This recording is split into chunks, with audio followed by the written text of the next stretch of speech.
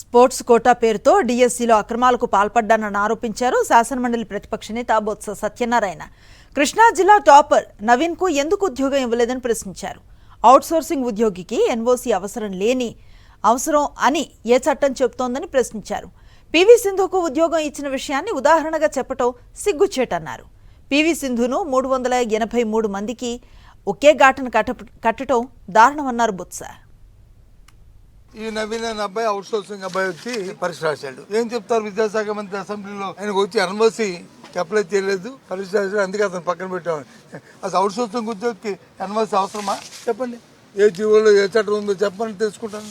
Sports కోటాలో వచ్చి పరీక్ష పైన ఉద్యోగాలు ఇచ్చాము అని ఎగ్జామ్లో అవుట్ పేరు చెప్పారు తెలుసండి. పివి సింధు గురించి చెప్పారు. ఈ 383 మంది పివి సింధులతో ఈక్వల్ అంట. నవ్విపోతారండి. ఏదైనా సరే కోటా ఇచ్చినప్పుడు స్పోర్ట్స్ కోటా కానీ, ఎస్సీ కోటా కానీ, బీసీ కోటా కానీ, ఎస్టీ కోటా కానీ, లేదా ఎకనామిక్ రికగ్నిషన్ కోటా ఇచ్చినప్పుడు ఆ కోటాలో ఎక్కువ మార్కులు ఎవరికి వచ్చే చూసుకొని ఆ కోటా సర్టిఫికేట్ పెట్టుకొని వాళ్ళకి వచ్చి ఇవ్వడం అనేది అది.